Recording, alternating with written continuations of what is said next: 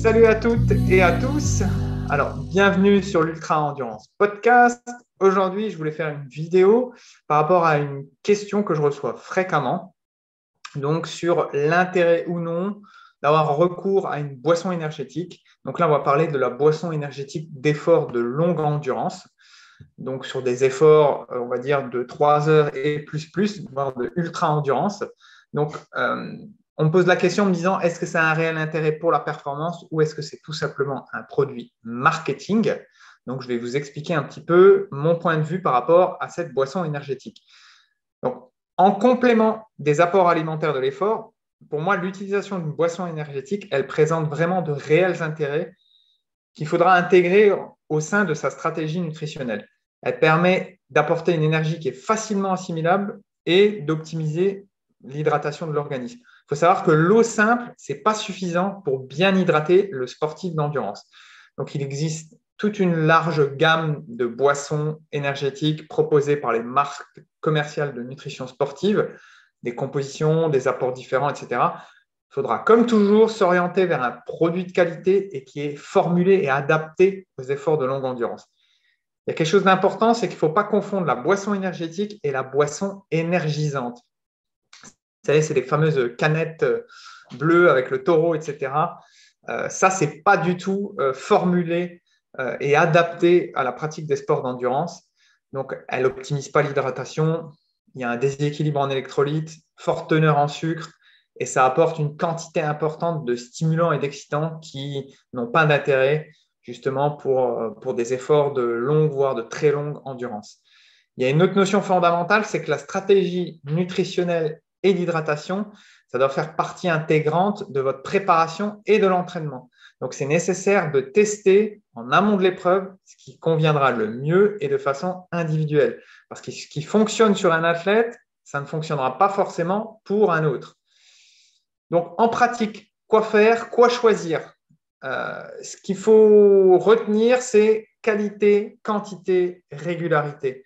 Voilà, je vais expliquer pourquoi dans le déroulé, mais il faudra toujours aussi préférer une boisson au goût neutre, peu prononcé, varier les saveurs. Le but, c'est d'éviter l'écœurement. Quelle composition? Alors, il faut qu'elle soit isotonique. Alors, c'est un nom bien savant.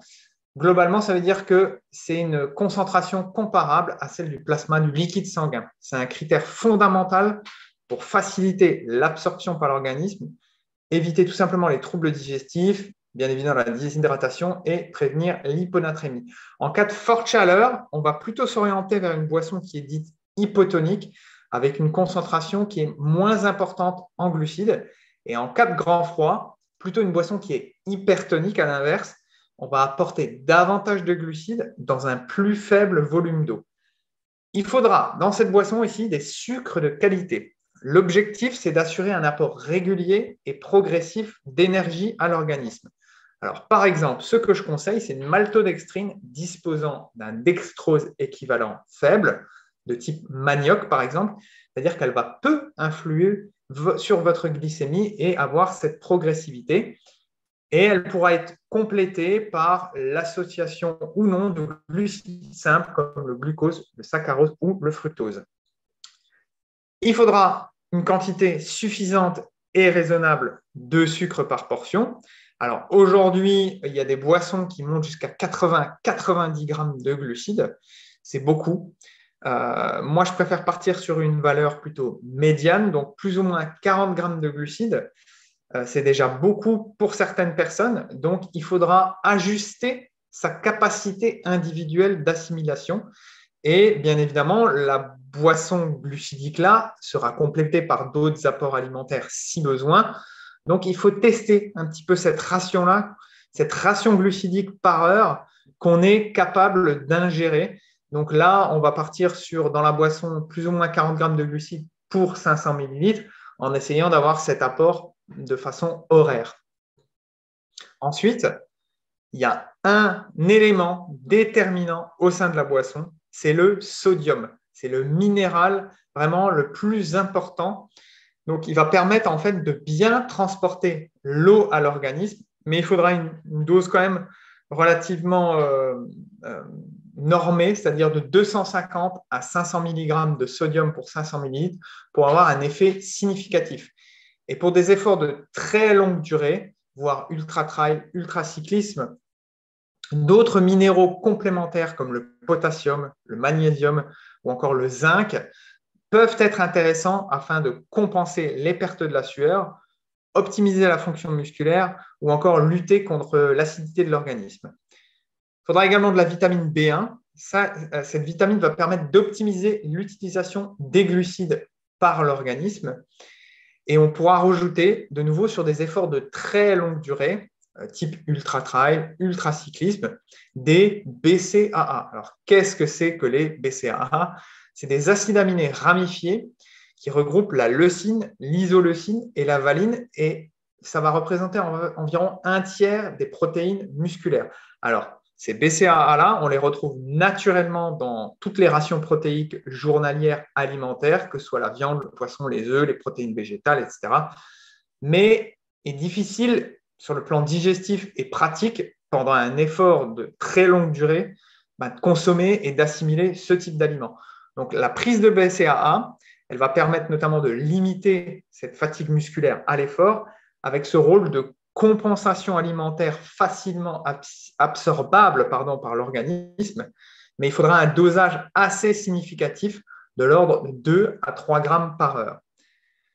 Ensuite, quelle quantité boire? Alors, il faut savoir que l'activité physique intense et prolongée, ça peut altérer certains récepteurs au niveau de la soif. En plus, il y a le ressenti qui est différent selon les individus et en fonction des températures extérieures. Donc, pour ces raisons, je peux conseiller de partir sur une ration de sécurité, plus ou moins 500 ml par heure d'effort, selon les conditions climatiques et les besoins personnels.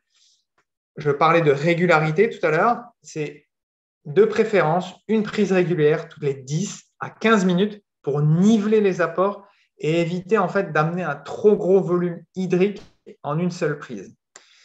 Vous pouvez retrouver tous ces conseils-là sur mon site internet où j'ai notamment rédigé un article sur le sujet. Donc, tout est détaillé pour faire le bon choix dans l'acquisition d'une éventuelle boisson énergétique. Mais pour moi, elle présente de réels intérêts pour tout ce que je vous ai indiqué là, notamment pour bien hydrater l'organisme, mais aussi pour apporter une solution facilement assimilable au niveau des glucides. Donc, c'est intéressant d'avoir recours à cette boisson énergétique et pas boisson énergisante, la distinction que j'ai faite tout à l'heure. Ça donne des conseils qui sont, encore une fois, généralistes. Ça permet d'optimiser l'hydratation sur un effort de longue endurance, mais il faut toujours retenir qu'il faut individualiser sa démarche à son profil personnel, tester à l'entraînement, j'en reviens, ou alors lors d'épreuves préparatoires. Le but, c'est de trouver sa propre stratégie, de définir sa propre manière de fonctionner. Donc voilà, j'ai fait un petit peu le tour sur la boisson énergétique de l'effort de longue endurance. N'hésitez pas, comme vous le faites, à me poser des questions sur des sujets que vous souhaiteriez que je traite. Le but, c'est de faire de ce podcast, je le répète à chaque fois, un outil participatif. Et ça permet d'apporter des informations, moi de réviser mes connaissances, de faire des recherches, et ça me plaît toujours ça. Donc, n'hésitez pas par rapport à ça. Merci encore de votre soutien. Je vous dis à bientôt pour une prochaine capsule. Et en attendant, entraînez-vous bien, hydratez-vous bien, alimentez-vous bien. Et puis, on se dit à bientôt. Salut!